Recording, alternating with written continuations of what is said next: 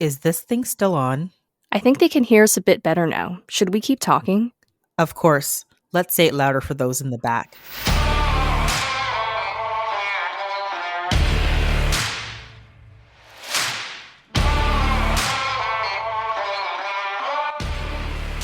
Hi, and welcome to the Green Nurse Podcast, an unfiltered discussion about health and healthcare. My name is Amie Archibald-Varley, And my name is Sara Fung. and we are your podcast hosts. If you're listening on Apple Podcasts, Spotify, YouTube, iHeartRadio, or any other podcast platform, don't forget to hit subscribe so you can get updates on new episodes. If you love our podcast and our advocacy work, please go to www.grittynurse.com and click on the Support Us button.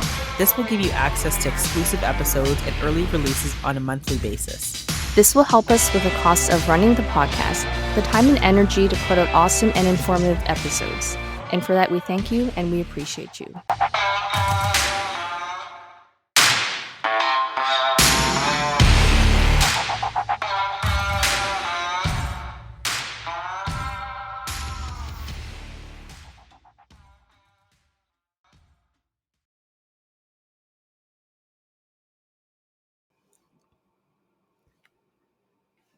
Hi, and welcome everyone to the Green Nurse Podcast. Thank you again for listening. And I think we have an episode that can really touch on a lot of different topics. And I think this is super important that we talk about probably one of the biggest issues that everybody is having right now is inflation. Oh my God, the price of everything is astronomical. And we, as healthcare professionals, as nurses, we are feeling the pinch too. So I just want to let, first and foremost, before we even get into this episode, to say you are not alone feeling like this is crazy.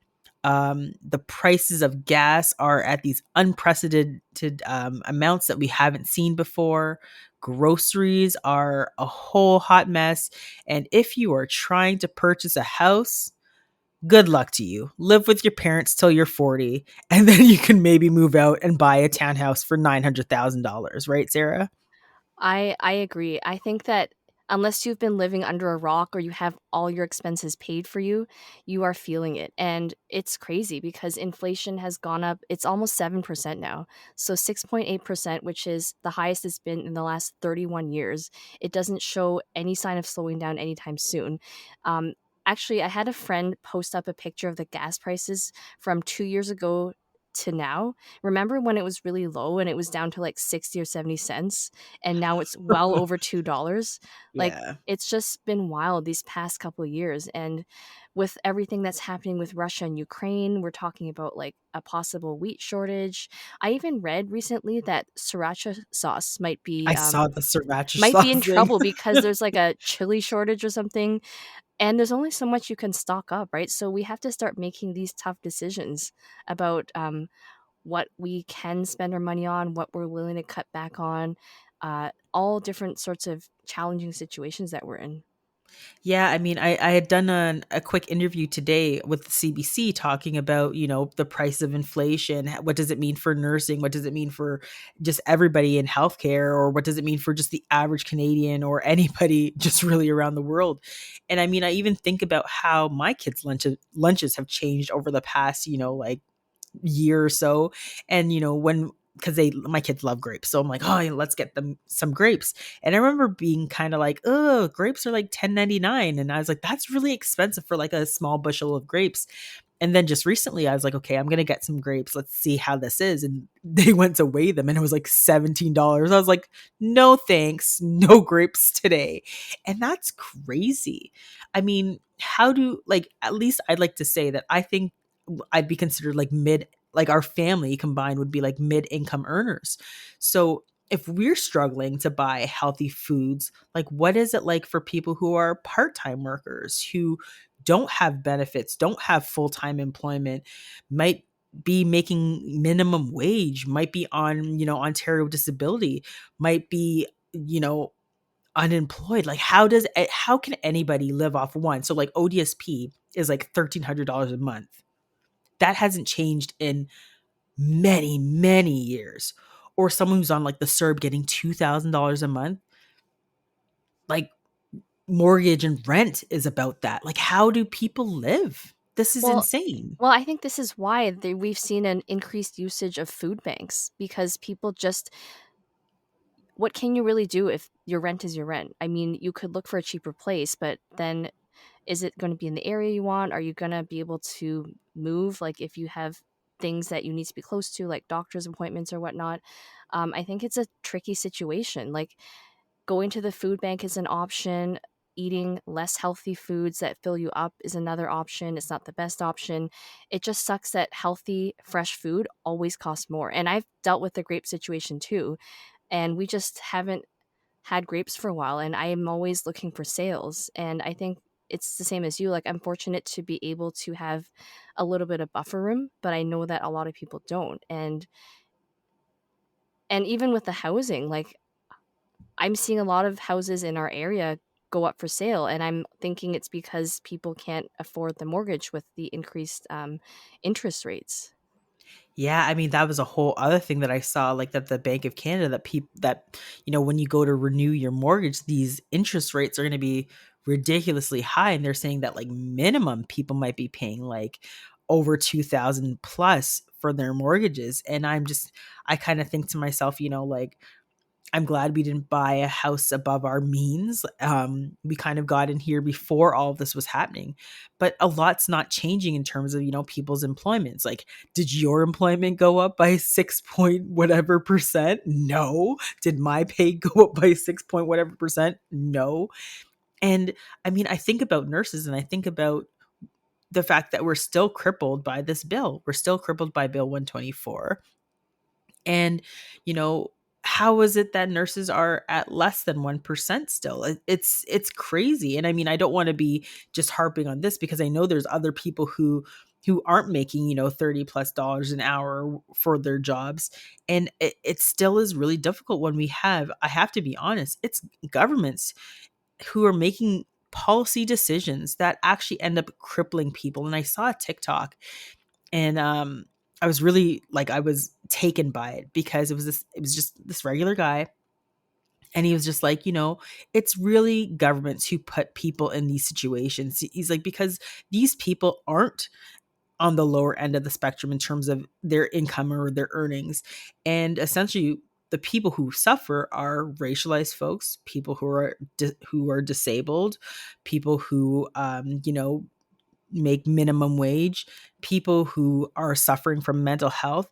And he's like, what the government is saying is you don't deserve to live. And we don't want to pay for you to live. So it's easier for us to make these policy decisions to push you out versus then to make more universal decisions where we have a model of shared wealth to protect you, because essentially some of these people are seen as worthless, and that's disgusting. I remember watching just this week, it was they like I guess they were called to the legislator, so like the various different political parties in our government, and Jagmeet Singh was talking about food insecurity, and the conservative governments were laughing. How could you laugh at people who are dying and going hungry? In a first world country where we're viewed around the world as a first world country who, everybody has enough to eat. We have universal health care, but let's just break that. That's not true. That's not true. There is so much to be said about improvements that could be made, and it's a huge stress. Like in your interview, they talked about financial stress as a huge stressor because it eats away at your mental health. It's unrelenting. It's not like you can just snap your fingers and you don't have any more financial stress. It's something that's ongoing. It's really hard to get out of for various different reasons, and you lose a lot of sleep at night. Relationships break down over financial issues. This is not something that just affects one part of your life. It affects all parts of your life. Yeah, absolutely. And I think about, let's say you took a line of credit at the beginning of the pandemic or whatever, just to help, pay regular bills. And then you're not getting raises, whatever the case may be. And now you're using your line of credit to pay back bills. And you're like, you're stealing from Peter to pay Paul. It's a vicious cycle. And, we talk about, this financial strain, it's overwhelming. And I think that's actually like probably one of the biggest concerns that individuals have when it comes to finances, because obviously there should never be a situation where you have to decide whether you can provide food for your family or pay your rent. Like I think, why do we have policy decisions that put people in these types of positions? It's really, really disheartening. It's really, really upsetting. And I think that, we have to work as a community to change this. And I'm just really concerned that we're in the situation that we're in now, right? Like, we have another 4 years of the government that we have, and people are just like, well, what could I have done differently? Nothing was going to change. Well, this is what happens. Like, this is some of the stuff that happens, that now we really don't have much say in terms of how things happen, and the only way now is through advocacy and putting huge amounts of pressure on our governments to make differences. And I like the one thing that you said, Sarah, where you're like, we pride ourselves as a first world country. I always think about that definition of where that came from, right? It's like, okay, so who gets to decide whether a country is a first world or, second world or developing country? And I think to myself, for example, like Americans in America, they would consider themselves a first world country, but like they're the only country that has such high gun violence in schools. Mhm. Want to call yourself a first world country? Or for example, Canada, we call ourselves a first world country, and we still don't have clean running water for indigenous communities. So yeah, maybe we're a first world country when it comes to people who are in positions of power and privilege, who can say that they make up the to them the majority, which makes them feel that they can call themselves a first world country. But I feel like if we aren't helping communities, we aren't building communities, and it's only for the rich and it's all for people who have these capitalistic types of viewpoints, then I would not consider us to be first world countries at all. Right, it's a label, it's a reputation to have, but it Absolutely. definitely does not mean that things are right in this country, or that there isn't room for improvement, or that we're even better in some ways than countries that are developing. I think that when you're developing really fast, there's potential for innovation and doing things that haven't been done before. So I think that, in Canada, we say that we have universal health care, but we've already talked about many times that it's not universal in the way that Americans think of universal. And I don't think we can finish this episode without talking about the retention bonus that Doug Ford mentions all the time. Whenever he's asked about what he's done for nurses, he always goes back to this one thing that he says he's done for us. And I said at the very beginning that it was going to be taxed heavily, and it is. So half of $5,000 is the first installment that some nurses received. And if you were full time, you were entitled to $2,500. But I'm seeing nurses saying they got $1,200 or $1,300 of it, which I expected. And when we're talking about inflation and all of that, that is probably like less, maybe that's 1%, maybe 2% of your salary. Well, I mean, at the end of the day, like, nurses just need fair wages.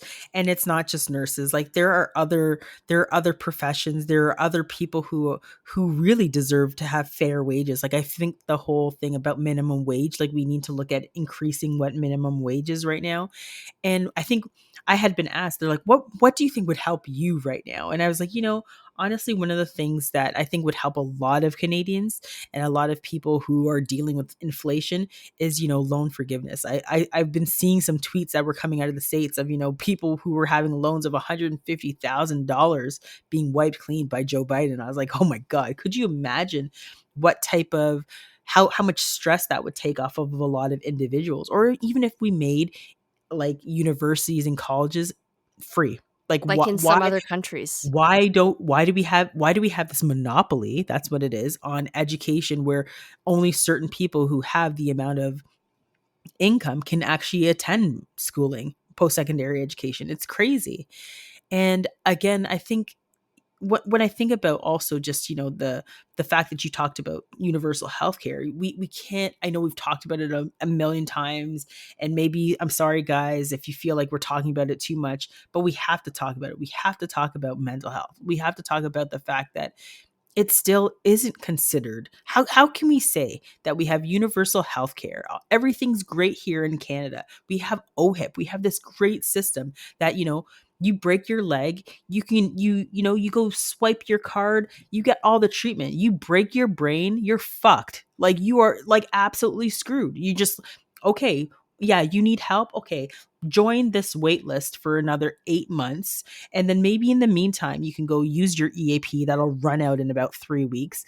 And then you can go see a private healthcare person that will charge you upwards of $220 plus every single visit. Who can afford mental health care in Canada? Right. And if you broke your leg, would somebody tell you, "Oh, just go to work, just walk on it, you'll be fine." Yeah, walk it off. Walk it off. Like it's fine. If you No, ignore it, it'll be fine. It's like, no, it won't. It actually makes it worse. That's the same thing with mental health. And after this pandemic, the stats that we've been seeing in terms of anxiety, depression for nurses, I mean, I'd be surprised if I met any nurse who hasn't had that or some form of PTSD over the past 2.5 years. And yet, literally, nothing has changed with the supports available to nurses.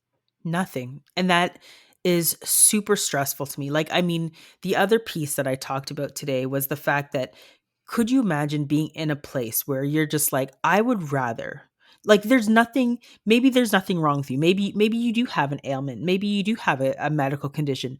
But the fact that you could say, or maybe you don't have housing or whatever the case may be, but to choose to say, you know what, I would rather choose death than to continue in this situation. I'm not getting support from housing. I'm not getting income subsidies. I'm not getting support for food insecurities.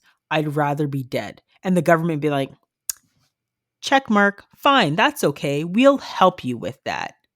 It's so sad. It's so sad because I almost think they want to do that because you'll no longer cost the government anything if you're dead.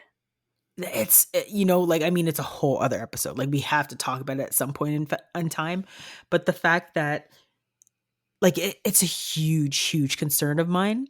We have to have the conversation about medical assistance in dying because I personally think one, it is a very important thing that we do have here, but I also am very concerned about these types of scenarios. I never think in my mind in this day in life that someone could just choose to die because they don't have these things that we can provide support with for. Like Yeah. I'm we I'm really have the concerned. ability to do it. Yeah. So why aren't we doing it? There's already so much stigma around MAID, and I'm really concerned about it being used for the wrong reasons. And just what am I trying to say? I'm concerned about it being used for the wrong reasons, and then the people that actually do need MAID may not receive it because of what's happening. It's a slippery slope. Yeah, like I mean, I just I just can't I don't feel good about the fact that someone can say, I don't have food security. I don't have housing security. I don't have income security. So I'd rather just be dead. Like it rubs me the wrong way that I feel like we're failing these individuals, like hugely failing these individuals if they feel that the only way to deal with their situation is medical assistance in dying. And that is like as a society we should be appalled, we should be like shocked.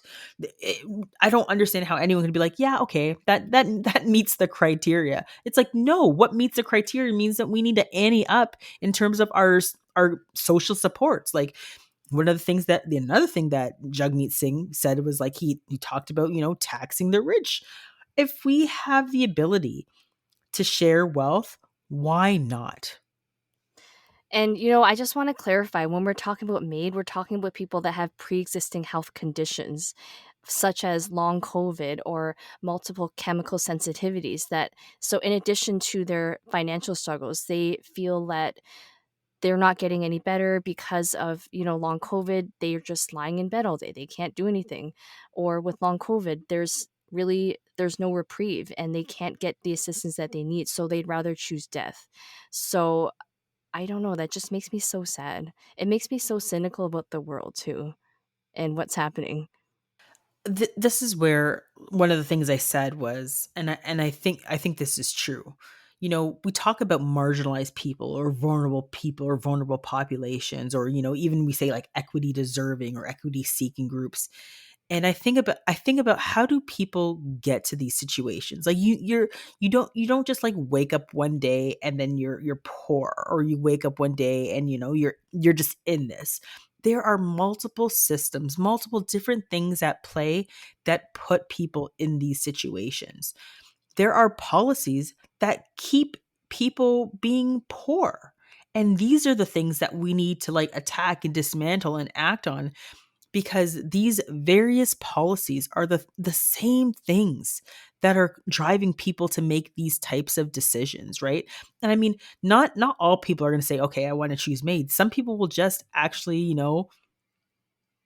do things that they might not, or they shouldn't do, right? And I think this is like, who else can you point the finger at? Like, you have to look at what are the systems and structures in place that are causing these inequities.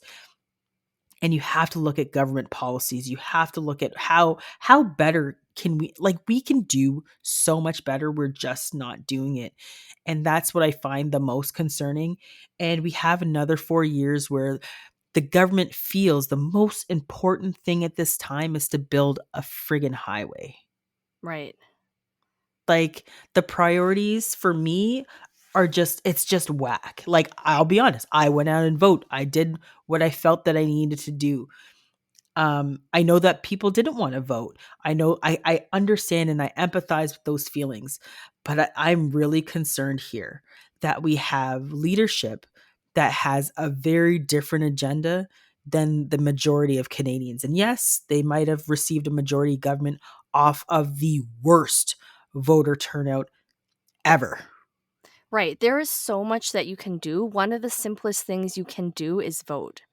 That is something that you should be exercising every single day. There are so many countries in this world that don't have a democracy, and so many people that are not in a position to vote. They're not citizens, they're refugees. And it's your responsibility to vote and know what the issues are, and educate yourself, and don't think that your vote doesn't make a difference. There were so many ridings where it was so close, and every vote makes a difference. Yeah. I agree with that, Sarah. And I mean, I know that people had their various different reasons. People were saying, "Oh, I wasn't happy with this person. I wasn't happy with this person. No one was inspiring." Okay, well, you know what? We got 4 years. If you found none of them inspiring, then maybe you should run. Like, maybe we get other people out there, younger people. We get people who are involved in various different, not even just young, but like people who are involved in various different aspects, and get people who are passionate about their causes to get out there and run, because we can't sit back and be complacent when we know that vulnerable people, or I should say people who are put in vulnerable situations, are at risk. Like, we have to do something radically different, because now we're at the point where we have to advocate. We have to provide some form of action, so backing our words up by, whether it's protesting, whether it's calling to action, or calling people out to say here's what's happening. But we have to do something. And I think the one thing that I also want to say and stress is the importance of seeking help. I mean, this is probably, as things are, as the numbers continue to decrease with COVID-19, not saying that COVID is over, because it's not over, but as things start to shift, there's other concerns that people are going to continue to have. Like, COVID's always going to be there. I think that's neither here nor there. But the inflation, the concern about housing, the concern about food, the concern about income and mental health, like, I feel like those are like huge things that we need to make sure that we're paying attention to. And I urge you, anybody out there that's listening, if you need help, please reach out. You're not alone. We're all in this crazy ass shit together. And I don't want you to feel like, it's just you who's having a hard time buying groceries. It's just you who, can't really afford to get in to work to pay for or you can't pay for your gas. It's not just you who's feeling like the world is crushing and coming down on you. Please reach out to a friend, a family member, your family doctor, whomever you feel that you can trust to say, I'm not okay and I need help. They'll help you. Absolutely, absolutely. There are better days coming, and there are people out there who love you and care about you, and it's hard to see that sometimes, but, you need to get the help that you need. Yeah, and I mean, I think the biggest fear is that no one will help or no one will support or someone might think you're crazy or weird or whatever the case may be. And I can tell you that that's not the case. Overwhelmingly, people will be like, "Oh, I didn't recognize, I didn't know. What can I do?" And I mean, the first step is just reaching out and saying that you need help. So if you are in that situation, please reach out to someone. And the other thing I think that we have to mention is just talking about advocacy. We have to continue to raise our voices here. Like we can't just be like, "Oh yeah, inflation's that is that bad. There's nothing we could do about it." Yeah, well, when you have to go back to work 5 days a week cuz your employer suddenly is like, "Oh, I don't want you to work from home," and now you can't get there cuz you can't afford it. That's why we need to continue to rally our voices. We need to continue to rally our voices because it's not sustainable. Like, I mean, like I said, we're middle income earners and we're finding it difficult, right? Mhm. And people won't want you to raise your voice, but that's all the more reason to do so because honestly, at the end of the day, if you don't advocate for yourself, if we don't advocate for nursing as a profession, who's going to do it? We've been, giving other organization ample time to do so. We haven't seen the action that we're looking for, and we have to take it on ourselves. Oh, absolutely. I mean, I'm done waiting for people now. Like I think we've already, you can see what's that saying? I think the saying is you know them by their actions, right? So lots of people talk big game, but are they out there doing the work, saying doing what they need to do? If they're not doing it, then the talk is cheap. So watch what people do, not what they say. And Absolutely. and yeah, you might need to be a part of that. Like might need to join an interest group. You might need to join a group that's providing action and actually putting in the work and being boots on the ground to make these changes, because I think that that piece is actually quite rewarding. Like I never really thought to myself that getting out there, joining a march, like I used to be hesitant too. I'd be like, oh god, I can't, that can't be me. Yeah, it can be you. It could absolutely be you. So if these things mean a lot to you, please get out there. And there's so many organizations that are doing great stuff. We'll probably drop some in our links and join them and see how you can help support. And then if you have the ability to donate to a food bank, to drop some food off, to drop clothing off at organizations that aren't going to charge people gazillion dollars to give give clothing back, do that. Please donate your time, donate your resources, go out, show some support for your community members. And it's so important to get out there and build community because as we talked about with mental health, with advocacy, you're not alone. There are so many people out there doing what you're already doing. So just join in there, find your community, raise each other up. This is what we're all about. And if you are advocating for something and you don't see anybody else doing it, then you can be the first and get people behind you as well and start a movement. I wholeheartedly agree, Sarah. So I think we all have a part to play. We all have a role, and I think at the end of the day, we shouldn't see our neighbors, our friends, our family, people we care about go hungry, not have a home, not have that support. So if you can do something, you could show up.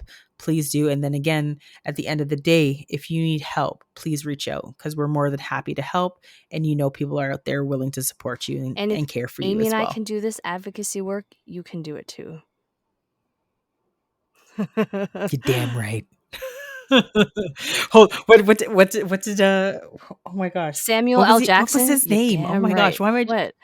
no, no, it's from Oh, Breaking is Bad. it the Walter White guy? Yes. So just as Walter White says, you're Heisenberg. damn right. Heisenberg. I didn't know you watched that show. That's one of my favorite shows of all time.